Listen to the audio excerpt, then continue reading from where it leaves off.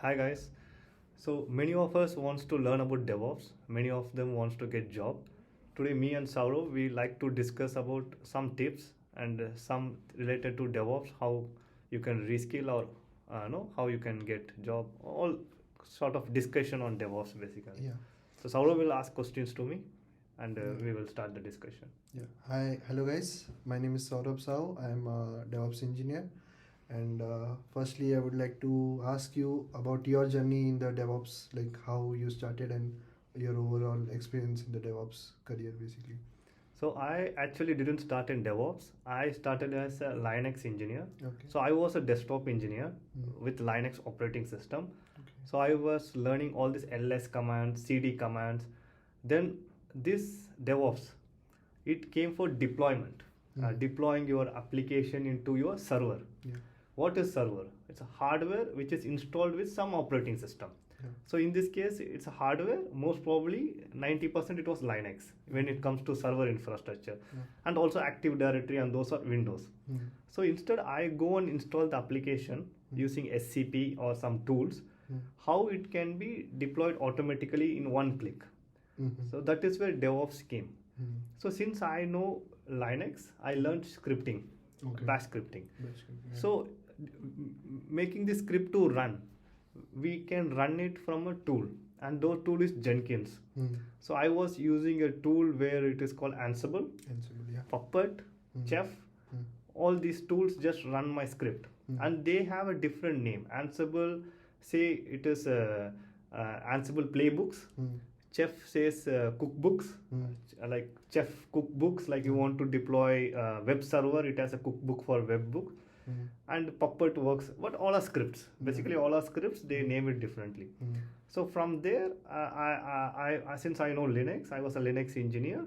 So when DevOps come, it was not new to me. So I just need to write a script to automate, to deploy the application to different things. Then I understood I don't want myself to be an OS engineer. Then I studied Jenkins and how to use this Ansible, Puppet, Chef, all these different tools. And these are basically infrastructure related. Then also DevOps connected to building the application, like you package your application. If you say a Microsoft product, you have to have a MSI file, a Microsoft installer file. If it is Java, you have to have a Java file. And slowly what IT was thinking, you should not build your file in your local. You should build the file in the server. So that server became Jenkins server. And the build and deployment became part of one tool. So automating your application build and application deployment. So that's how my journey started. So I worked as a Linux engineer, and I was looking at what is going on in IT to grow myself. And that's how I look into DevOps. I thought, okay, being an OS engineer, I have to troubleshoot. Being a DevOps engineer, I know I don't need to be in operations. Basically, I configure things. Then I also moved to cloud. So slowly it became DevOps became a practice in cloud. Because if you are using cloud, then automatically DevOps will make your life easier. So that's how I became to the cloud. Sorry, DevOps. Okay.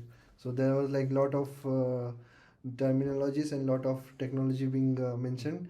So but the base is to have some idea about the basic operating system like Linux and some basic knowledge of cloud with that. So I would like to know, like, what would be the prerequisite if anyone wants to pursue their career in this DevOps. So what is the basic requirement they should be having to I will say DevOps actually, it's not just with one application. DevOps is kind of your entire development process.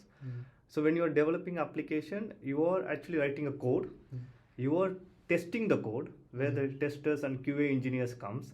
Then you are deploying the code, and users are using it where your operation, monitoring, support team is coming. So your prerequisite, like if you say prerequisite for DevOps, I will say the prerequisite can be, if you are working in tester, you can be also DevOps engineer. If you are a Java engineer, you can also be in DevOps. If you are a support engineer, you can also be in DevOps. You are a fresher from the college and you want to become a developer, DevOps engineer. You should either choose a path, you want to be a developer or non-coder. Like developer, I say you use Java, Python, Node.js, Code.js. First learn that. That is your strong thing. Or if you are non-coder, as I said, I started with Linux. I'm very strong with Linux. You start with cloud. Or you start with learning Unix. Or you start with learning. You have one core skill. DevOps is enabler. DevOps helps your coding, your deployment and things. But DevOps will, like if you want to start with DevOps, don't learn DevOps directly. Learn an application. Learn how you can build. So there is no prerequisite. Whatever you have as your knowledge, keep that as a prerequisite and see how you can, if you are a tester, you see how you can run automated test scripts. If you are an operation guy, you see how you can deploy your application and also monitoring systems. Right? So DevOps will be there going forward in all the IT applications.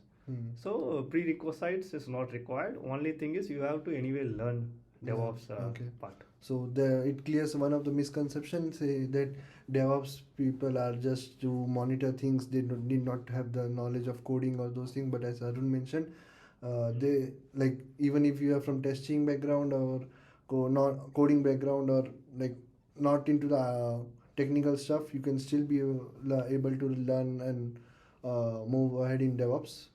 Now coming back to some of the tools you mentioned, like you mentioned Ansible, Puppet, and then now there are new tools like Terraform, infrastructure as code, Terraform, and CICD Pipeline, those coming into. So can you give some highlight over there, like which tool should be used? There are so many options in the market now, and then with latest technology, new things are coming. So people may get confused, like where should we start, which tools should we use? So you can use, So basically what industry is looking for, IT companies are looking for is more and more ready to use. Okay, I had a server before, I have to purchase. Now I have a server in cloud. Going forward, I don't need a server, I need a container, Kubernetes kind of. Just I deploy my images, which is free. Image doesn't cost anything to build the image and you put it. So in tools also, what we were doing in Ansible and Puppet, we were writing scripts to build something or reuse the script. What Terraform is doing, they already written the script and they call it as modules. What you are going to do, you are going to just, okay, I'm going to create a EC2 mission. So when you say Terraform, it is infrastructure as a code. So everything became code. With DevOps, everything became code, not going to GUI and change something. And if you have something in code and you are going and doing something manual, then you have two copies which will mismatch. Because your code doesn't know what you have done there. Right? So that's why they stop using the UI and you rely everything on code. And that became a new culture. It's faster, reliable, because you have a copy in your repository where if you change something in the code, everyone knows it. So then you keep your code securely, you change the infrastructure and you deploy. So here you have multiple tools. Terraform, it gives modules. I want to create a EC2 mission. There is a registry.terraform.com. We take the module, I use it. There is only 4 lines to write it. Only 4 lines. You say your module name is EC2, your instance name is EC2 minus test, and what is the VPC ID or something. And if you're not declaring, it will take default values. Right? And that makes industry very simple.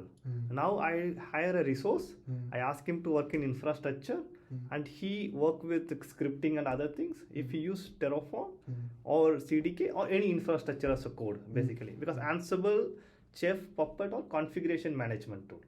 Basically, it came to patch your servers. If you are having 100 servers, you can patch use Ansible. So it was doing automation for 100 of servers. But Terraform, server is not there. You are actually provisioning your server. Now only you are provisioning your infrastructure. You are creating the whole architecture. Like we were discussing AWS Azure previously. So all AWS Azure config we are provisioning. Right? So there is infrastructure as a code tool available in Amazon, CDK or CloudFormation. Azure is using something called Azure Infrastructure as a Code. So every cloud has the CLI API. This Terraform is actually using their APIs and they built it. Terraform also understood that if I am deploying my already application is created or infrastructure is created, if I run the code again, what will happen? It will create again, right? Override. Yeah. So Terraform understood that problem, and they have something called state file. State files, yeah. Right? So and also Terraform is a multi-cloud. You can deploy AWS, you can deploy Azure, you can use it for Dynatrace, you can use it for GitLab. All the providers, basically they have all the providers. Yes. It's cloud formation you can use for AWS, not for Azure. Okay. Right? But Terraform you can use for, if you have skills how to use Terraform and you know you are ready, very good at using modules, Terraform commands and everything. If your customer is using something called IBM Cloud, and they want you to automate the IBM Cloud provisioning, you can still do that. You no need to learn a new infrastructure as a code. Okay. So, and there is another tool in the market called Pulumi. Yeah. So, if you are a Java developer, you can write infrastructure as code in the Java. Okay. If you are a Python developer, you can write, you no need to learn something, you already know Python, you write the infrastructure as a code in Python only. Python, okay. But Terraform is more declarative language. You no need to know any coding language. Yeah. You import the provider, AWS, and you say EC2, it will understood what is EC2 is. If you say ECS, it will understand what is ECS is. You don't need to code. But in Pulumi, we have libraries, AWS libraries, which we have to import in the code and we have to write. So if you want, oh no, I don't want declarative language, I want Python, I want JavaScript, then go for Pulumi. Okay. So I don't want coding, but I want to do very easily infrastructure, go for Terraform. But either case, you have to go infrastructure as a code going forward. Okay. Infrastructure as code is the best practice when it comes to DevOps, and current industry requires infrastructure as a code. So yeah, that clear a lot of things, like as Arun mentioned, we need not have to, like if you have any confusion regarding selecting the tools based on your requirement. If you want to work with AWS, you can go work for CloudFormation or Terraform. If you want to work with the coding part, then you can go for Pulumi. Okay. Yeah. Now touching towards the CI/CD pipeline and those things. So we have many, like GitHub has its own CI/CD pipeline, and then GitLab has its own. So how would you like choose, like when there also come Jenkins and those things for CI/CD, it starts from planning. You use some board, Kanban board. It can be Jira, it can be Tab, there's different tools. Like Azure has its own DevOps board. Azure has its own DevOps board. Yeah. Then it comes to your code. How you store your, where you keep your source code management. GitHub or GitLab or Bitbucket. Okay. Yeah. Then it comes to your build. From the code, you are building your product to deploy. That can be Jenkins. Again, GitLab is doing GitHub Actions. GitHub has its own. Yeah. Then after you build, you are going to deploy. You are going to deploy using Terraform, but Terraform is also a code which will be in GitLab or Bitbucket. So it's also a code which will be maintaining the source code. Yeah. So from the Terraform, it goes to your AWS. Now AWS or Azure or Google will come. Yeah. So after AWS or Azure or Google come, then monitoring also will come. Yeah. Right. So here, primarily when it's CI/CD, the source code management tool is one key area. Yeah. And all are using Git commands. You use GitLab, you use GitHub, you have Bitbucket. Yeah. It's Git commands. Okay. Right. Git commit, Git push, or Git add, Git commands. Yeah. Primarily. Second thing is you are configuring to build the product. Then you have to know some YAML or JSON. Why we need YAML? If you are going to build it, you're going to build it using npm build, for example, right? So npm build is the command to build this file in the repo to create this npm build. You will put in the configuration file, YAML file. So whenever you run the pipeline in GitLab or you run Jenkins, this npm build will run. Then this file will be created as a build. So because it's not a free text where you write npm build and it will do. That is a YAML format. Yeah. And or JSON format. Then you that YAML can be part of your GitLab or your GitHub Actions, or it can be Jenkins. You have source code in GitLab, build in Jenkins also. Okay. So you can have one tool. It depends on your project where you work, or it depends on your application. So if they have one tool for both source code and build, still you need YAML knowledge. But if you have different tool also, same YAML will come into the tool. So after these two, this deployment, like when you deploy, you also scan the code, security scanning.